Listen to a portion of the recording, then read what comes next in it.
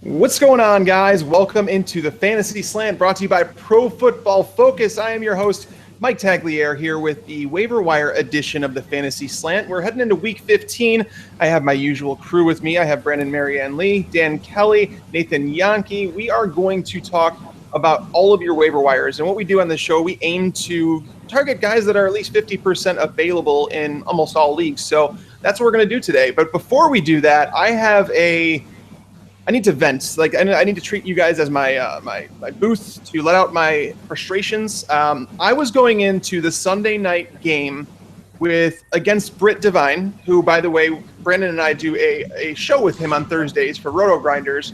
And I had Tom Brady left, and I also had Bryant. He had Chris Hogan and the Patriots defense. I was up, I think, 7 points. I lost. I am not happy at all. Do you guys have any horror stories for me to make me feel better? I can make you feel worse if you want. Yeah. I went into halftime last night with a 0.8 point lead on my opponent who had Malcolm Mitchell left. And it's a PPR, one Malcolm Mitchell catch, and I was done. And I guess it was 2 minutes after halftime. And he had that one catch right in the third quarter and then didn't touch the ball again the rest of the game. So I won by 0.8 points. Wow. Praying for no stat correction, apparently. Shh. Brandon, Don't say those words. Brandon, I'm sure you had buys in all of your leagues just because that's what you do. Yeah, you know what? Actually, that's true. I only played in one playoff game. The rest were buys, or I'm out. To be fair, I mean, there are some that I'm just like, there's no way. Yeah. But no, that's not true. Two, and one I won, and one I lost. And the reason I lost was Le'Veon Bell. I mean, I couldn't make it up. But you know what's so crazy? I scored more points than every other team. So it's two full leagues, and not divisions, like leagues. So it's 24 teams, and I was the second highest score of the week. Still lost to Le'Veon Bell, 146 points in a dynasty league, and I missed it by only 10 points.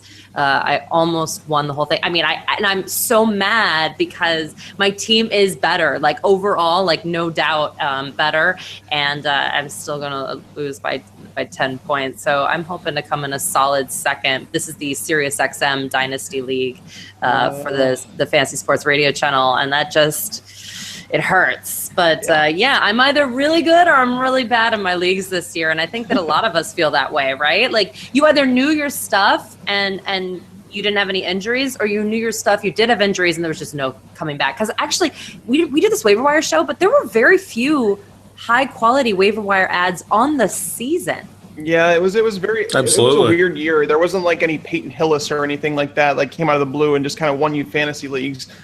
Nathan, or Devontae Freeman from last year, remember? Exactly, Freeman too. Well, Freeman was drafted. He was just later, like he was a late round guy. I think I had him as like a 35 running back or something like that. But Nathan, how did your week go? It was good. Won 2 out of my 3 leagues. One league, it wasn't even fair. I had IDP and team defense in that league, so I had both the Falcons defense and Deion Jones, who had a pick 6, so I got double for that. Plus, I have Le'Veon Bell, so I only really needed to start those 3 players. And then PFF Friends and Family Dynasty League that I've had with some of the current and former PFF fantasy people for the past 5 years. Played Ross Miles, very close matchup. He traded me Sean Lee 3.5 years ago, and he probably won me the matchup with how many tackles he had Sunday night. So I was happy with that. So I did see you doing that. I saw your little rub-in tweet. Yeah, Nathan's getting snarky. He's getting in there like some trash talk. No, myself, it was just a bad week for the leagues I had to play. I had buys, in 3 of my leagues. I had to play in 4 of them this week, and I only won 1. I beat Brad Evans in our industry high stakes league, which is probably the league that I probably would want to win if it's a high stakes. So that worked out well. But outside of that, it was just injuries galore. My Scott Fishbowl team is done. Melvin Gordon, AJ Green, Adrian Peterson, all my top picks are just done. So, but let's get into some waiver wire talk. Enough of me complaining about my fantasy teams. Okay, so what we do is we go through and we edit our spreadsheet and we put in our top picks for streaming quarterbacks, picking up running backs, all that for you guys. So our number 1 cumulative score this week is Tyrod Taylor versus Cleveland. Brandon, let's start with you. You have him at number 2.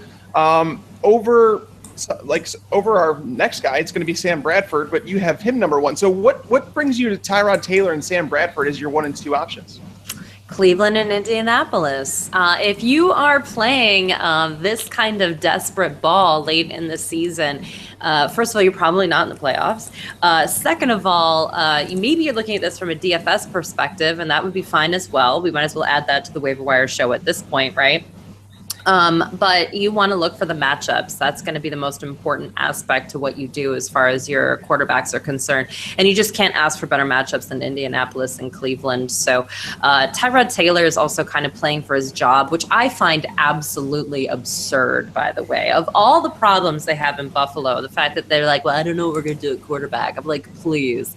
The guy has no weapons. LaShawn McCoy goes in and out of being injured. It's just a disaster zone over there, and yet you're going to concentrate on Tyrod Taylor as your problem? Anyway, not saying that he's a Pro Bowler or anything, but come on now. So yeah, I think that this is an interesting game for him. He's going to be playing at home, so why not? Yeah, down the stretch, he's struggled a little bit. That's my only concern here. Usually you could have relied on him for 16 fantasy points, but 3 of his last 4 games, he's totaled under 16 fantasy points, which has raised the question, which is weird because he's getting Sammy Watkins back. You would think that would help some, but it's really just taking attention away from LaShawn McCoy.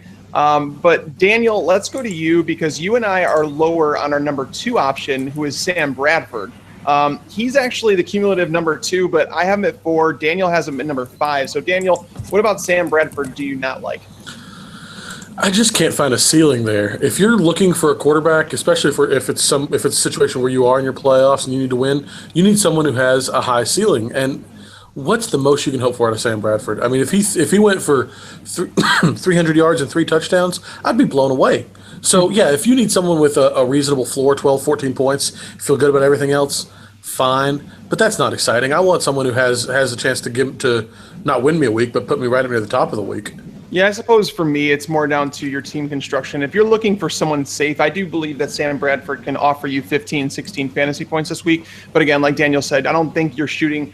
He has yet to score 20 points this year, so I don't think you should expect it this week. Even though the Colts are suffering some serious, their entire secondary is just bad. Yeah. Clayton Gathers was just put on IR. They're missing. I know that Paul Jackson is out on suspension. Robert Mathis he missed last week, so there's a lot of questions there. So I get it. Nathan, let's talk about your number 2 option. You have Sam Bradford as your number 1, and then you have Alex Smith as your number 2. If you want to touch on Bradford, you can, or you can just talk to us about Alex Smith. Oh, yeah, I will start with Bradford, just since the problem with the Vikings offense has been the offensive line and not Bradford. The Colts have the worst pass rush in the league this year, so if there is any week where Bradford is going to do well, it's this week against that poor pass rush. Eric Walden leads that team in pressures, so I think Bradford will have a good week. And then Smith, I think he's just kind of the safe option. 4 straight games between 220 and 280 yards, a touchdown in each week. So I think he's just kind of the safe if you want a quarterback who's not going to win you your league, but not going to lose it for you either. I think he's that option.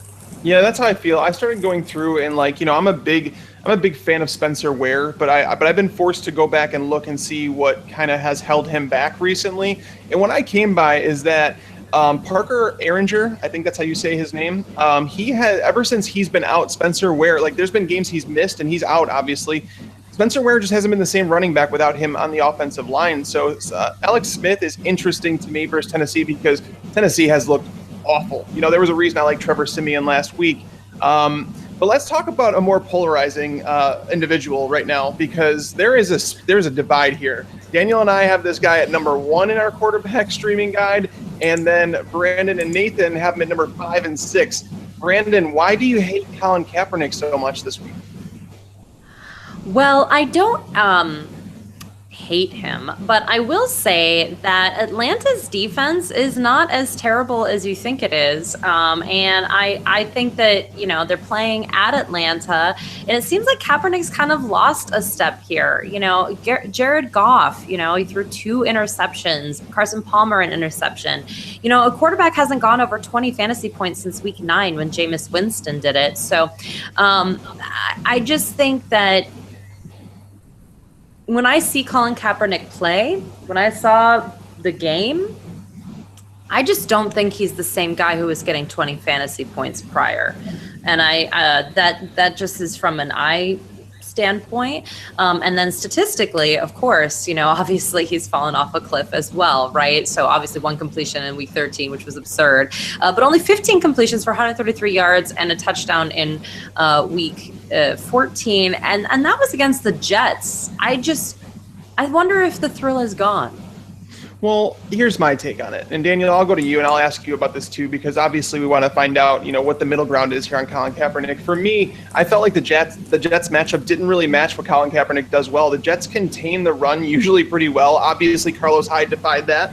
Coming into that game, they had allowed less than 4 yards per carry. So it's not that the Jets weren't even bad. Carlos Hyde was really good, but I felt like it wasn't a great matchup for what Kaepernick does well. This matchup I kind of do. Looking at the Falcons defense, talking about pass rushes, their secondary, missing Desmond Trufant is going to cause more issues, like forcing people to drop back in coverage. But here's the thing. They've played 2 mobile quarterbacks this year, Aaron Rodgers and Cam Newton. Rodgers ran for 60 yards. Newton ran for 30 yards against them. So I just think that he's one of the guys with a floor. He does come with risk, absolutely. But he 30 yards is 3 points. Well, no, that's what I'm saying. That was Cam Newton, who hasn't really done anything this year. Kaepernick has averaged more fantasy points per game than Cam Newton has this year, and that's saying something. I just think that the ceiling's there for Kaepernick, and I also think that the floor is there. I don't think he played a terrible game against the Jets. I don't. But here's the thing. He's still Colin Kaepernick. He still comes with risk. I think all these guys that we're talking about do. But, Daniel, what makes you have him at number 1? I mean, it's back to the ceiling. We were talking about Kaepernick. He's had 2 awful weeks in a row, and he replaced Blaine Gabbert. Even then, if you take San Francisco quarterback as one guy on the season, they're 2 points out of the top 10 in fantasy production. That they have put up numbers. Kaepernick, even in his last 2 bad games, he has at least 20 yards rushing every game he's played. 20 yards is only 2 points for sure, but he's averaging big numbers. He's had some touchdown regression. We'll get him more scores in that end. If you're telling me Carlos Hyde's going to run for 190 yards every game, fine. I'll totally back off of Kaepernick and say go Hyde, and they're not going to do anything in the passing game. But Hyde's not going to run for that much every game. He's too brittle to do it, even if they want him to. So Kaepernick's going to have to produce, and he has the highest ceiling maybe across the league, but definitely among our streamers.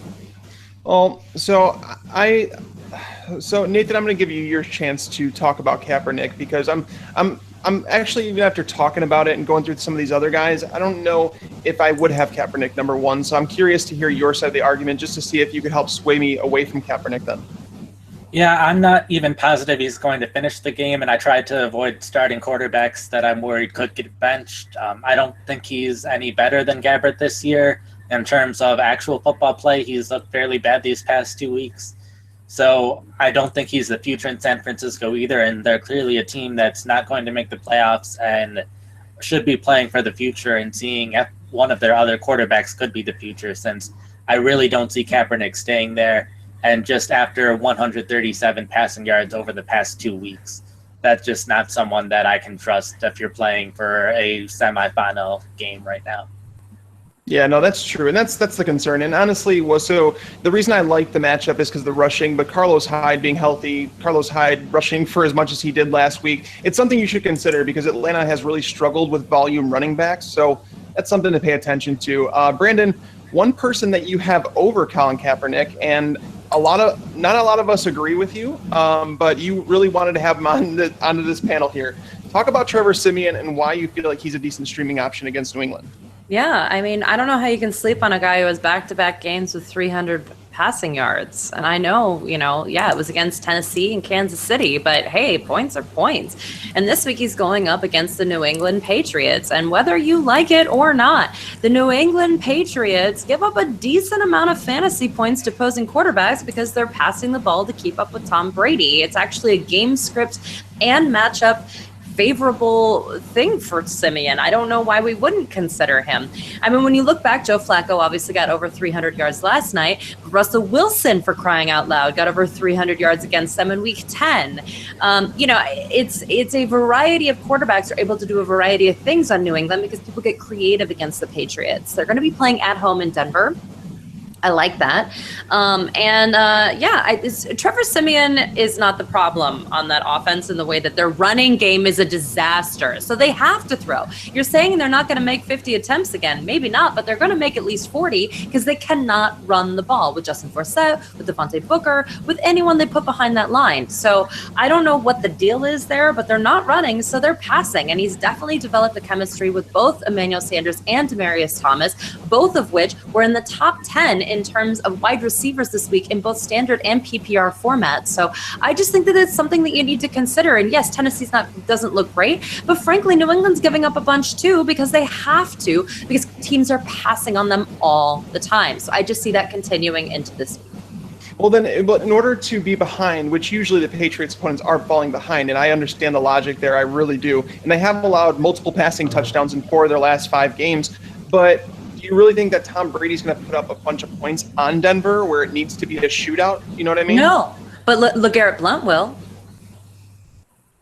I mean, they give up a ton of rushing yards. They're terrible against running backs. LeGarrette Blount is going to have a game against Denver, and they're just going to run it in. And, I mean, that's what they do. The Patriots find the best way to score on you, and they do it over and over and over again. And last night they were smart by using LeGarrette Blount just to, ease up the defense. Listen, they're a well-coached team that gets it done. They're going to get it done against Denver, but they're going to do it in the run game, not the passing game. And Trevor Siemian is still going to have to pass to keep up. And again, it doesn't matter whether or not they're even that far behind. They cannot run the ball. They cannot get a first down unless they pass the ball. So it's actually more about their run game than anything else that we can talk about. Yeah. Well, that can eat the clock too. That's my only concern there with Siemian, is just that I just don't know if the volume is going to be there, and I don't underestimate how bad the Titans' pass defense is recently. Like, they're just awful. They may as well take Bleedy Wilson back there. Honestly, just sign him back off the Falcons. I think they signed him, didn't they? But let's talk about some running backs, because it's a really, really, really big running back week. I feel like there hasn't been a couple running backs that have been must grabs off the waiver wire recently, and I think that there's 3 of them atop our list here that are far away from the rest of the crowd here. Number 1, we have Kenneth Farrow. Obviously, the big names here are Bilal Powell, Kenneth Farrow, as well as Ty Montgomery, who now has designation of a running back over every single fantasy site, so there's no more mistake about what he is. Nathan, let's go to you. You have Bilal Powell number 1. You have Farrow 2. What makes you want to play Powell over Kenneth Farrow? Sure. First off, from what I've heard, both Gordon and Forte are day-to-day, so I'm treating both of their injuries equal to if they will play or not. And we're obviously picking up either of these guys, assuming the starting running back won't play. Powell's someone where, even though the Jets' third-string running back was active in the game, Powell still saw 73 snaps, where with Farrow, I'm a little concerned that with Ronnie Hillman, he wasn't active, where if Gordon's doesn't play, Hillman will be active, so that'll cut into the playing time some. And I think Powell just looked better this past week. He did a very nice job running the ball, even though we consider him a receiving back. They still fed him the ball running, and he did a good job doing it. I think they face the Dolphins' run defense, who has been allowing a decent number of yards each week. So I would just trust Powell more if both of these running backs are starting. But obviously you want both of them if you could get both of them. Right. I would guess that both Forte and Gordon are going to be out. Forte was announced out right away. Gordon was announced out right away. Neither team has anything to play for. I mean, Matt Forte, I would imagine this could be his last season. So I don't know if he wants to get back on the field just for, one last time or whatever. But yeah, it's tough. I like Kenneth Farrow just because it seems clear that the Chargers want a foundation running back to work around. And Farrow, he didn't look bad yesterday. I think he can serve the job. My only concern is the touchdown work. I do think that they want to get Antonio Gates that touchdown record. He still needs 3 more to break it. There's only 3 games left. So I think if they get down around the goal line, they're going to force feed Antonio Gates. That's kind of how I feel on that. But Bilal Powell, and Daniel, I'm going to ask you about it because you have Powell number 1. But here's my concern, and I'll let you address it. I do not have Powell number 1. You don't? I thought you did. I have number 2. It's just me. You number 2, but you have him over Farrow. So here's my concern with Bilal Powell. He had in his last 19 games under Todd Bowles, he had not topped 8 carries in any game, and that was including the games where Chris Ivory was hurt, he was out, whatever the case may be. he had never topped 12 carries over the last 2 years. So if I went through all the game logs, because like it was something that puzzled me coming into this year. So Bilal Powell wasn't on their list of priorities because Chris Ivory left and everybody's like, oh, Bilal Powell's got the show now. They went out and signed Matt Forte. It's almost like they don't want Bilal Powell to touch the ball as much as he did last week. And I know because he played so well, it's going to be hard not to give him those touches, but there's something behind this where they really just didn't want to give him touches. He has not topped 14 touches in any game since week 3 of last year. So that's my concern with him, is just that they're really not going to trust him, that there's going to be some sort of timeshare. I agree completely. That's why he's not my number one.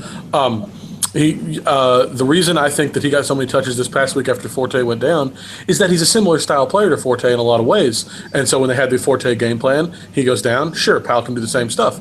But if they're going to have a week of prep, Kyrie Robinson's going to get his carries. Powell's still going to be involved in the game. And that's why I still think he's a fine pickup. But Kyrie Robinson's going to be just as involved in the run game as Powell is in the passing game. And I think they're going to feast off each other. Honestly, I think there's an argument for putting Robinson in our waiver wire chart that we don't have here. But Powell, I agree with you. I don't think he's ever going to get a full workload. I don't think they want to do that with him. That's the difficult part for me, is that he did play so well. But again, though, it was the 49ers, guys. It wasn't like it was, he did that against the Ravens defense or something like that. So that's my concern. Brandon, what's your take on these two, and which one would you pick up?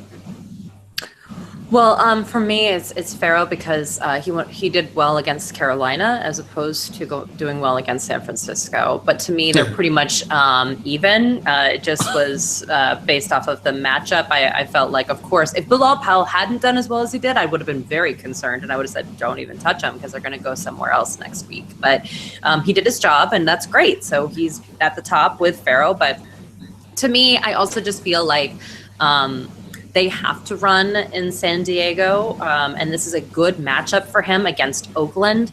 It's a better matchup than passing for them. And frankly, Phillip Rivers is a turnover machine, so they got to get the ball out of his hands if they want to make it down the field. The guy is a freak at throwing interceptions, so you go and get Oakland's defense too while you're at it. Yeah, I actually like that. I actually just wrote them up. Daniel just put it out this morning, the defensive streamers, that Oakland is definitely on that list for me. Phillip Rivers has not been the same over the second half of the year at all. He's been for the last 4 years. Yeah, for the last 4 years, the final Consistent. 8 games are terrible. It is every single time, and everyone's giving me an excuse. It was last year was Keenan Allen. The year before that, it was his injury. The year before that, it was someone else's injury. Nobody knows. Let me tell you, it is Phillip Rivers. He's the constant in 4 years, and I just want to put that out there. Every time. No, and that's another thing. So if for some reason Melvin Gordon, if they decide to shut him down, which is a realistic possibility, so he does get the Raiders this week, and then he gets the Browns in week 16. Like, that's going to be a good game. Like, that's championship week. So if you're looking for a running back, I think Pharaoh's the guy. We have him cumulatively. We have him and Bilal Powell right at the top. Let's talk about Ty Montgomery, Brandon. I mentioned last week that I think that Ty Montgomery can be trusted as much as you can trust any waiver wire running back. And I just felt like he is the best fit for this offense. I've been saying that since they benched him for whatever reason they did. And now here we are again. Ty Montgomery is back. Would you trust him in fantasy lineups? No, but I think he's a great flyer. So for me, it just depends on what you're looking for. The reason why is if you go back and you look at the Green Bay game logs, they pick a different target every week who ends up blowing up, right? So if there's quite a rotation, other than Jordy Nelson, who's actually been pretty consistent, maybe not as dynamic as some people wanted him to be, but look at the wide receiver position in general. It's been a lot about spreading the ball around. But if you look, it seems to be a different player, has a big breakout game depending on the week. And so it's going to be all about game script for him. I know that they say they're going to use him as a running back moving forward, but again, that sickle cell trait keeps popping its ugly head up in this 2016 season, right? And we just don't know when it's going to happen. So I'm a little bit concerned about that as well. But yeah, sure, flyers, absolutely. And especially because if you look at the Green Bay schedule, and if you just know anything about weather whatsoever, it's going to be cold. They're going to need to lean on the run. But again, the problem is, how is his sickle cell trait going to hold up through all of that? They're at Chicago this week. Then they play at home versus Minnesota. And then they're at Detroit in week 17, if you have that, which is in a dome. But you would think that they're going to lean on the run. Now, what they do brilliantly, though, is that they score on the pass. So I'm not telling you to bench Aaron Rodgers, but to get it down the field and to chunk it down, they're going to use the running game. And it seems like they don't trust James Starks whatsoever. Christian Michael looks like he's just a lost puppy out there. So certainly their best option is Ty Montgomery. But can he hold up? And will they continue to feed him in a consistent way, unlike they've done all season? Right, and that's the difficult part is they haven't really. But I think we're at the part where it's like they're starting to get to gel together, and it's coming up on playoff time. They need to keep something consistent. They just beat Seattle with this formula that they use. So I'm going to go to Nathan here. Nathan, I'm going to ask you a quick question about that. Ty Montgomery, or would you rather play someone like Isaiah Crowell or Rashad Jennings? I'd probably play Montgomery for the upside there, just since both of those other situations, the Browns running situation hasn't been good. Rashad Jennings, my guess/hope is Shane Vereen gets out of the concussion protocol, and I could see Vereen having a bigger role in the offense, which would cut down Jennings' role. So Montgomery, he has been seeing at least 50% of snaps, and at least this week, I think the matchup's good for him. So I think if Montgomery, if any week the rest of the season, he's going to play well at this upcoming week. Gotcha. And Daniel, how about you in regards to that question I asked? Probably the same answer. If I'm making that choice in the playoffs, I'm not very excited about a playoff situation, but I think you got to go with Montgomery's upside there. And yeah, that's kind of where I'm at with it too. Now, into the next tier where we would go is down to the guys like we have Justin Forsett here, we have Charles Sims, Paul Perkins, like this range of guys. So let's just talk about these guys. I'll have you guys go through and just give your favorites here, and if you want to touch on one of the players, you can. Forsett, obviously, more touches than Devontae Booker last week. Brandon, let's start with you. Is Devontae Booker done? I wouldn't play him. I don't see. Is he done from a standpoint of like ever getting a starting running back job in the NFL? I'm not quite there yet, but it doesn't look good. The problem is, though, again, no one has run well behind this line. I don't want to completely assign blame here. It's kind of like last season, Melvin Gordon never getting into the end zone. People were like, I just hate this guy. It's like, well, sometimes you need to look beyond just the player and look at the circumstance. So I don't know. He has not looked good. And the fact that they went back to Forsett in this way, especially after he fumbled on the first play and he doesn't know anything about this team, certainly it looks really bad. And again, I think it's just really unfortunate because I think it makes Trevor Siemian look worse than he is actually, because there is no threat for that run game whatsoever. Yeah, that's kind of where I'm at. So how would you rank Justin Forsett, Charles Sims, and Paul Perkins? For me, I'm going Forsett, Sims, then Perkins. Just because of the playing time for Forsett, you got to hope that maybe he gets into the end zone just because they're giving him so many touches. Charles Sims, it's a situation where, he did have a role prior to getting injured. You got to think that role is going to get beefed up the healthier that he gets. And then Paul Perkins, I just don't trust that they're going to completely go away from Jennings from the Giants. They just seem to love this guy. So sorry, everybody. That's life, Yeah. Daniel, no, and I understand it too. And this is the second tier. Like we had our top three, and then outside of that, it's kind of bunched together. That's why I just wanted to get a quick 1, 2, 3 on that. Daniel, how would you rank these guys? Sims, Forsett, Perkins, largely the same arguments, except that I think Sims, even in his first week back, he had more snaps than Jacquizz Rodgers. I think his role is going to grow, especially with Doug Martin being a little disappointing. So I think he's going to at least have a real role in that offense, whereas, Forsett's going to have a role too, but a crap role is a crap role. He's not very good. Yeah. And Nathan, where are you at on this? I put Forsett first just because I saw some situation where I could start him if he all of a sudden sees the majority of snaps this upcoming week, and then I believe it's the Chiefs that they play in Week 16. So the Chiefs have been allowing plenty of rushing yards, so he could have a good Week 16, but I wouldn't trust either this week. Whereas Sims, he only played 15 snaps. Doug Martin was still playing 2/3 of snaps, even though his play has been a little disappointing this year. So I don't see a situation where Sims I would trust starting either this week or the following week. So that's why I put Forsett 1. And then Perkins, even his snaps have been decreasing a little bit. He is coming off of his best game.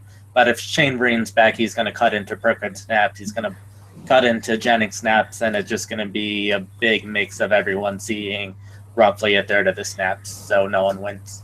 Yeah, that's definitely my concern there. And I think this week, the reason I have Charles Sims atop my list, I have it Sims, Forsett, Perkins. And the reason I do that is because I think Sims this week against the Cowboys, you don't run on the Cowboys. It's just not the formula to success. I think you can move the ball through the air, and that's what Charles Sims does the best. I just think that I was shocked when they signed Doug Martin to such a big contract. I wanted to see Charles Sims get that opportunity. So it's going to be interesting to say the least, but I think that Sims could be a guy that you're walking into week 16 being like, wow, he just had a big game. I want to play him in week 16. So I think you could do worse. I think that he has plenty of upside in the matchup against the Cowboys. But I don't want to touch on many more running backs. I want to get into the wide receivers. But before we do that, let's get a word from our sponsors.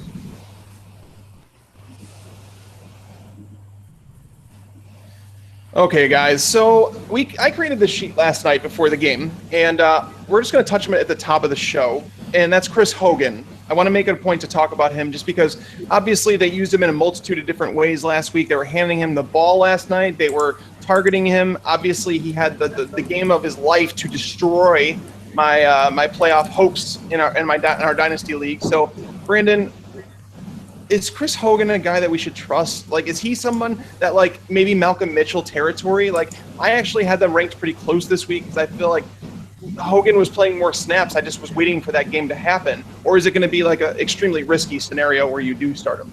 Well, I'm not playing him against Aqib Talib. I don't know about you. That's it for me. So no. But then he goes up against the Jets and he'll probably kill them. So if you are able to keep him on your bench in week 15 to play him in week 16, I think that's awesome. I think that they do obviously really like him. I think it's going to be divided between him and Malcolm Mitchell for Denver, trying to kind of find whoever's open a little bit. Julian Edelman, I don't even know what to say about this guy right now. Very weird game, and this isn't his first weird game this season. I'm concerned about him. So I actually am a little more interested in both Hogan and Mitchell moving forward. But I think it's going to be, again, a LeGarrette Blount game if they do short passes to like maybe James White and Dion Lewis. But not this week, but next week, yes. Yeah, it's definitely a concern this week. I just wanted to touch on him. Nathan, Daniel, do you guys have anything to add on Chris Hogan? Or are you guys in the same camp where you just feel like he's going to be risky every single week, but he does offer upside? Pretty much that. I appreciate him not letting Malcolm Mitchell catch the ball in the second half. Oh, man. All right. So that's our Chris Hogan piece. So our number one waiver wire ad this week, and it's pretty cumulative, but we're going to go to Nathan because he doesn't seem to be on the same wavelength as us because we all have this guy number one. Nathan has him number 5. Nathan, you want to tell them who that is? Alshon Jeffrey. He's the Bears wide receiver coming off a suspension. My big concerns with him is he hasn't looked great all year. He has Matt Barkley as his quarterback, who I don't know at what point they would have had time to develop any chemistry. Typically with the number one quarterback seeing time with the number one wide receivers in training camp, and the number 3 quarterbacks rarely seeing time with the elite wide receivers. So I don't know when that time to develop chemistry would have come. And I don't think it's the greatest matchups for them over these next 2 weeks. The Packers coverage unit has looked a lot better now that their cornerbacks are healthy again. Washington with Josh Norman at cornerback. So I could see Jeffrey seeing plenty of targets, but I could also see our defenses spending a lot of time covering him and the chemistry just not being there. Yeah, it's a weird thing where it's like, if he was hurt, I'd have a little more concerns about starting him this week, but I think I would like to start him this week. I'd be weary about Washington for sure. The only concern, and maybe Daniel and Brandon can talk me off the ledge here, is that Matt Barkley, the last time the Bears played Green Bay, Matt Barkley had to play like 3 quarters. That's when Brian Hoyer broke his arm. And Matt Barkley completed just 6 of 15 passes for 81 yards, no touchdowns, and 2 interceptions. So, Daniel, is there a reason that you feel like you can trust him this week? I mean, trust him as much as you're ever going to trust Matt Barkley, but I don't think we can take that first game against Green Bay as evidence. He wasn't expecting to play in that game. He came in as a backup. He didn't have the game plan built around him. It's going to be a whole different situation for him here. And if you want to look at soft factors, Jeffrey has a whole lot to prove coming into this offseason if he wants to get any kind of contract. He has 3 games to do it. I don't know if that's really going to make a difference because, everybody on the field wants to win. But, God, if you ever believe somebody has something to prove, it's Alshon Jeffrey this week. Yeah. Brandon, are you in the same tier with us? It's a risky proposition, but it's the best of what is remaining on the waiver wire. We're going to talk about the next 2 options who are relatively close to him in the rankings, actually, though. Yeah, you know what? Actually, if you divide that up, that's 13.5 yards per completion for Matt Barkley against Green Bay when he came in off the bench. So when you look at those factors, that would actually favor Alshon Jeffrey as opposed to some sort of, short dump-off guy. So, I think that Matt Barkley has surprised me personally. For his decision making and the way that he's been playing, it's a little inconsistent, of course, but we should expect that for a 3rd string guy. So, I don't hate this. I think that he might be a sneaky play against Green Bay. It is cold. Again, I tried to say this on my Bleacher Report show on Sunday, and I was getting laughs. And then the people that called in from that part of the country were like, no, she's right. 20 degrees in Green Bay is not the same as 20 degrees in New York City. It is not the same as 20 degrees in Cleveland. It is like 0 degrees feeling, okay? Like they say feels like or whatever in weather, and you think that's crazy unless you live in the upper Midwest, and then you're like, oh no, it really does feel like 0. It is cold, people. It is cold in Chicago. It is cold in Green Bay. It is important for everyone to absorb that. And in Chicago, it's so windy too. It is freezing. Mike can speak to that too. So when it comes to the passing game, it's going to be hard anyway, but it is nice to have a starting wide receiver on your team as opposed to some guy who may or may not go in there and may or may not get 4 targets.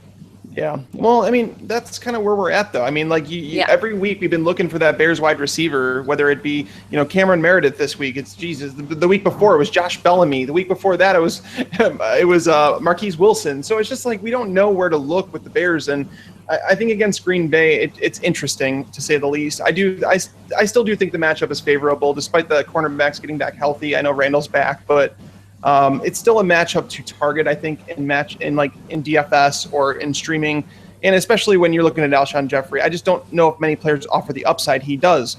With that being said, let's go down to our number 2 and 3 options. And so these 2 options here, including with Alshon Jeffrey, so all 3 of these guys, they're in the top tier. These are the top ones. It's kind of like the running backs have that.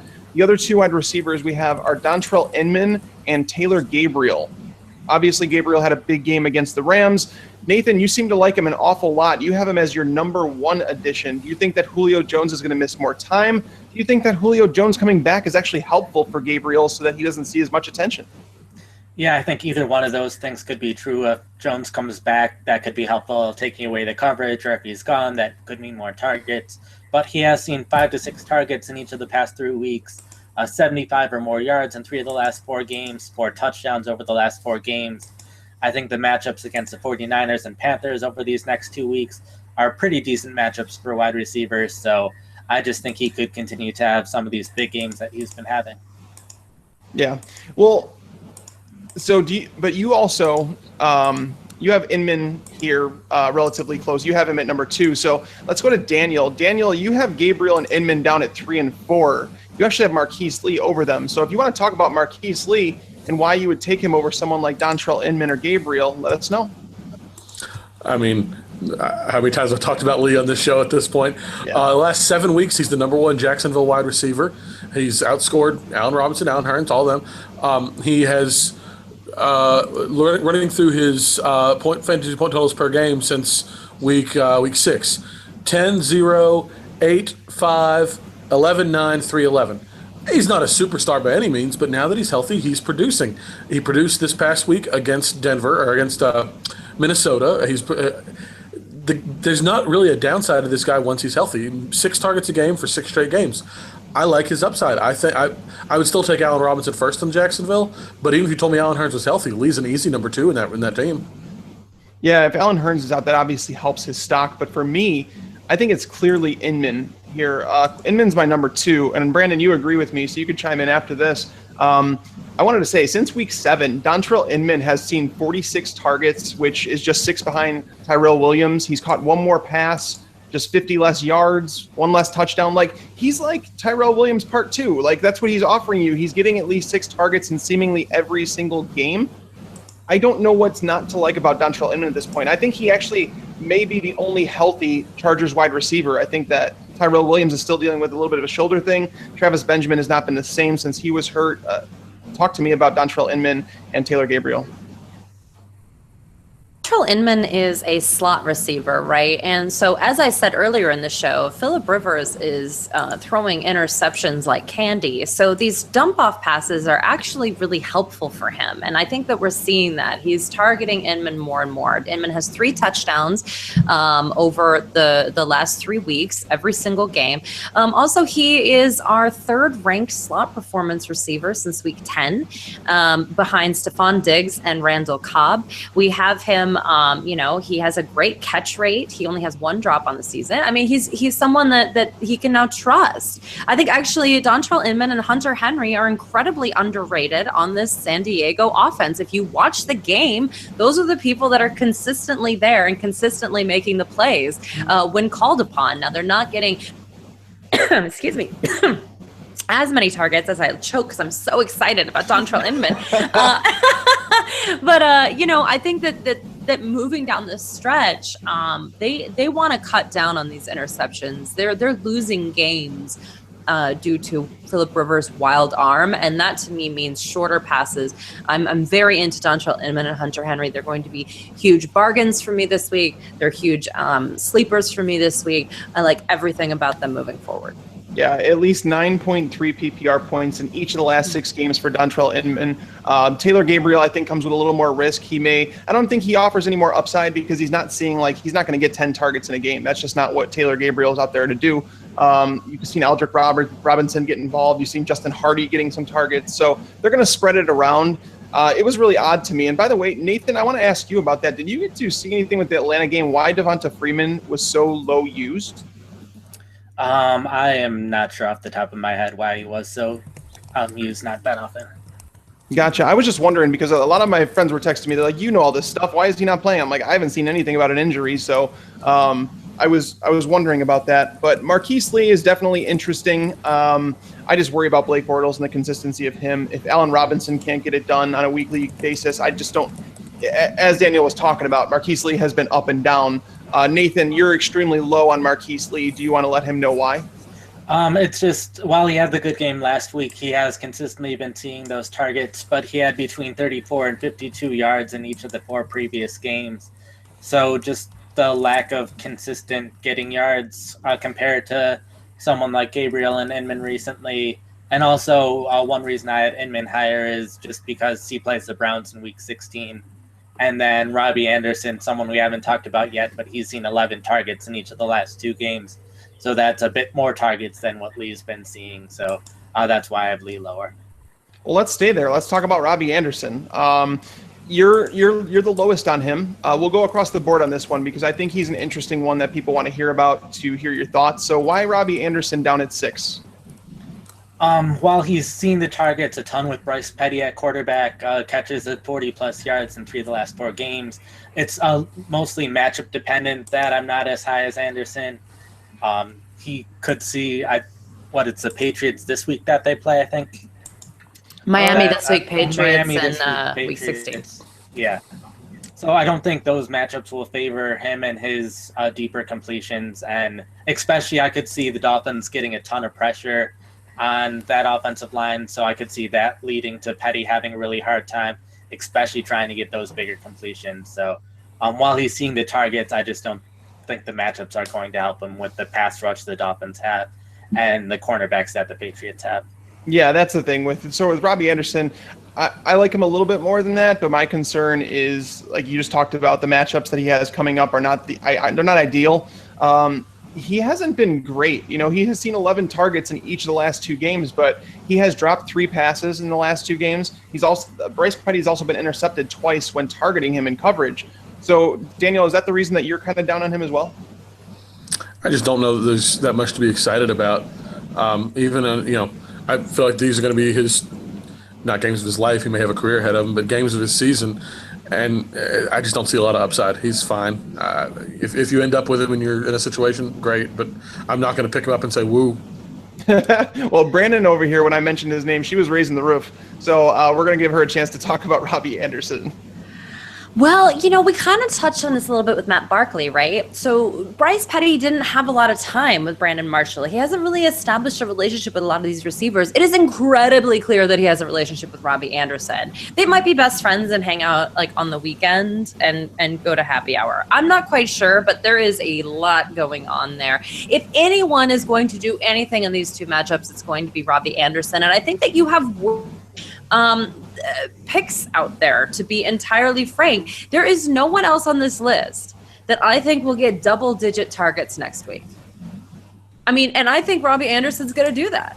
And do I think that he's going to catch all of them? Absolutely not. And do I think that he and Bryce Petty have a lot of growing to do? Yes, they do. But it seems like they're doing it together. There is a chemistry there that cannot be denied. And I just think that when you go from being like kind of a 2 to 6 target kind of guy to double digits every time that this particular quarterback is playing, I just think it's something to note.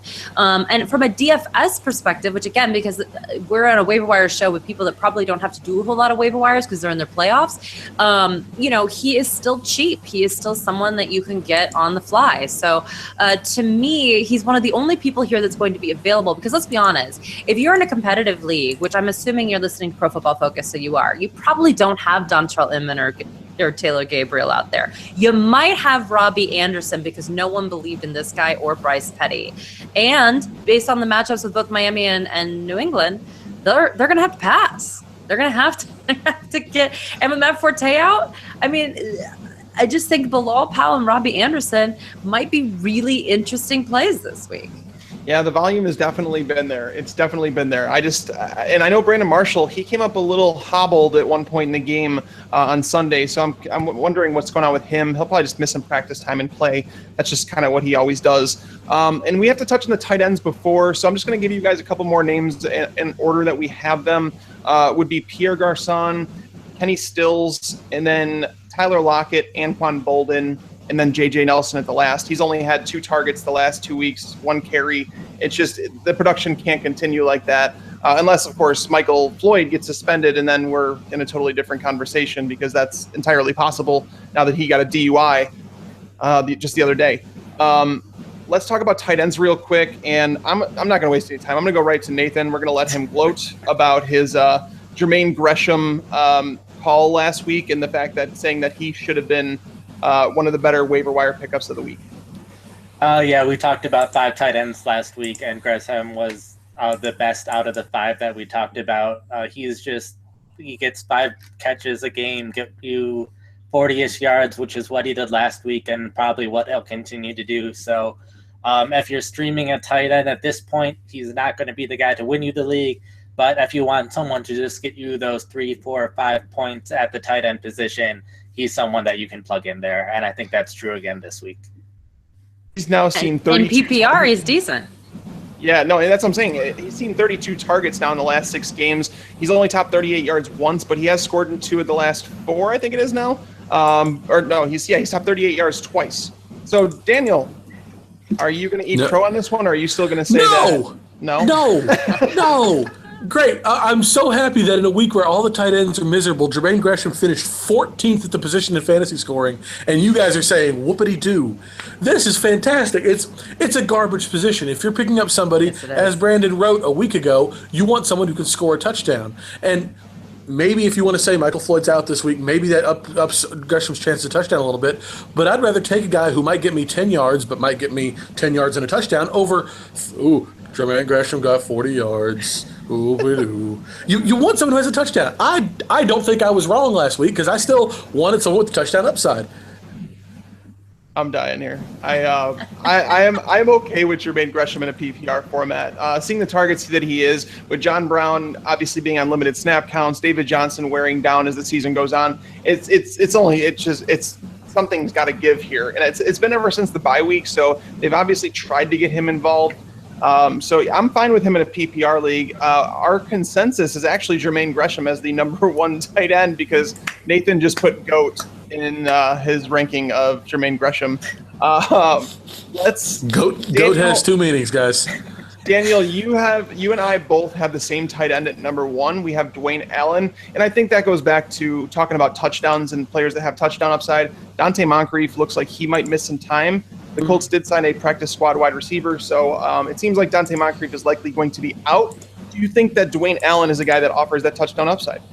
Yeah, absolutely. I mean, it's not huge touchdown upside, but nobody's position is huge touchdown upside.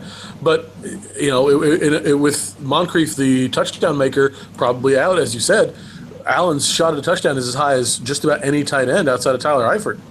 It's also just about as low as anybody. He could have one catch for 4 yards and go home. He could have no catches like he did this week. Yeah, but if you're digging for somebody, you want someone who would score a touchdown, and that's Dwayne Allen out of this group. Brandon, you hate Dwayne Allen. You have him at number 3.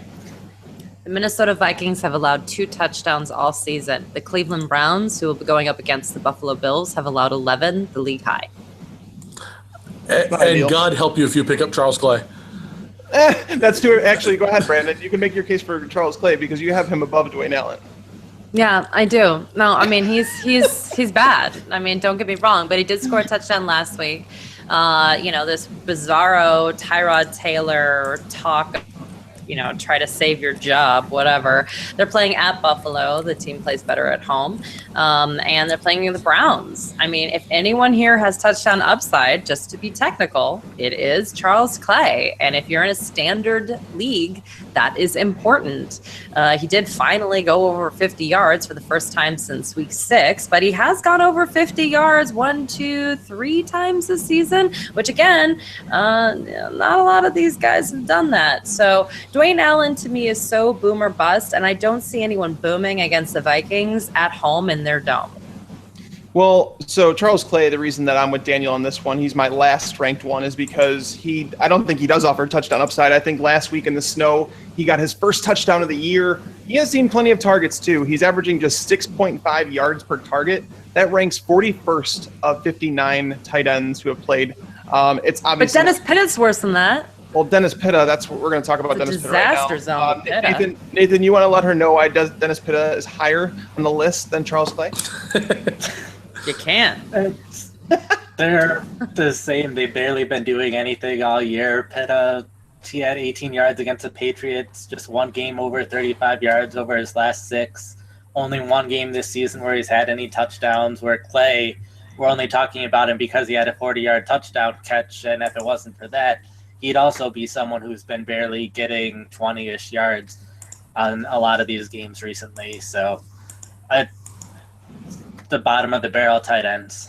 I will say this. Matchup. I was about to say, I will say this in Brandon's defense, though. Charles Clay has, the best matchup that Charles Clay can have, he has it this week against the Browns. Meanwhile, on the other side, Dennis Pitta has arguably one of the second toughest matchup for any tight end against the Eagles. And then next week, the Ravens will play against in week 16. It'll be against the Steelers, who don't allow too much to tight ends.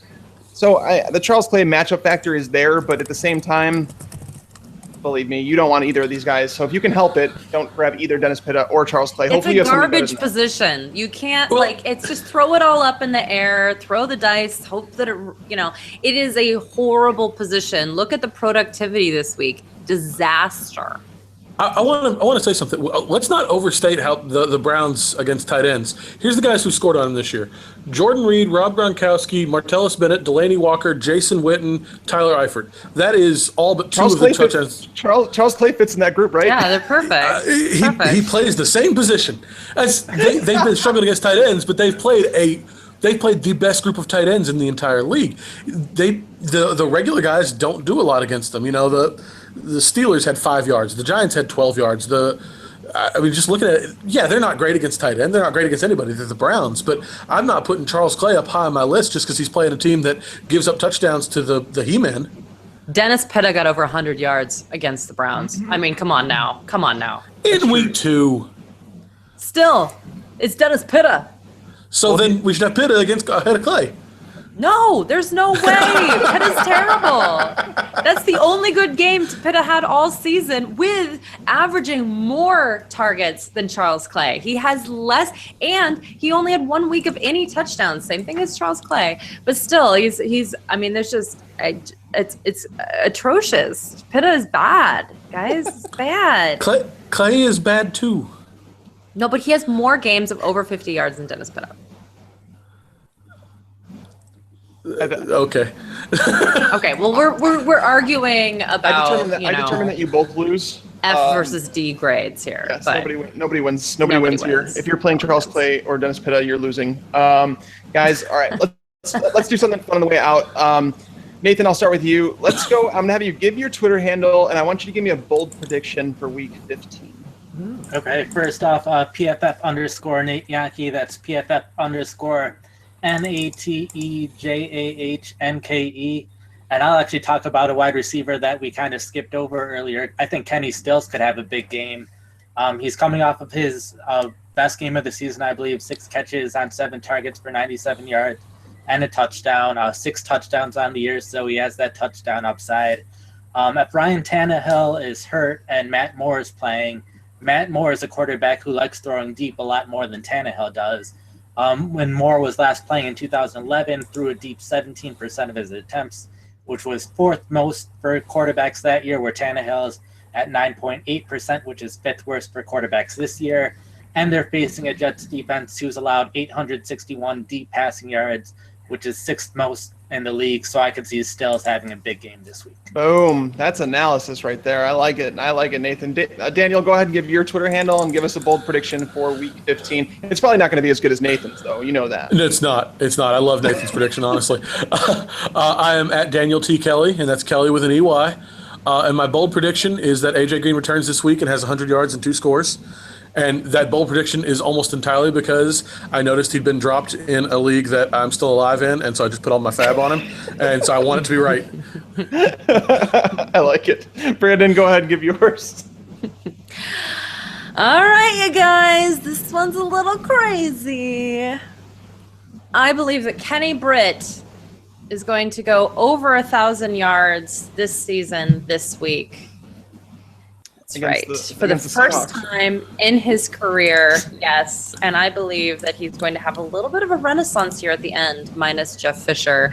And you can follow me on Twitter at BrandonHerFFB, although I will miss Jeff Fisher's mustache. I'm not going to lie. Your bold prediction was that somebody was going to get 63 yards. Come on now. That's not exciting. It would be something. For the Rams. It would be something against the Seahawks, and especially a Rams team that is missing a head coach. That they haven't even named who the interim coach is yet. They're interested in Pete Carroll. Oh yeah, good luck with that. Good luck with that. Cute, right? I would leave Seattle for the Rams. Let me tell you. All right, so you can find me on Twitter at Mike Tagliere NFL. My bold prediction is that Brashad Perriman has a breakout week. Even though that his snaps have been going down, he's been posting higher and higher numbers as these weeks have gone on, and it's really puzzling why they don't have him on the field more. Despite playing just 44, 33, 29, and 40% of the snaps over the last 4 weeks, he's totaled at least 52 yards in 3 of them. He's scored in 3 of them. I think this week against Philadelphia, that's where they struggle. Leo McKelvin gets burnt over the top nonstop. Nolan Carroll, same thing. They're both averaging together, I think, over 17 yards per reception. So I think Brashad Perriman, I will put him down for 80 yards and a touchdown this week. That is bold.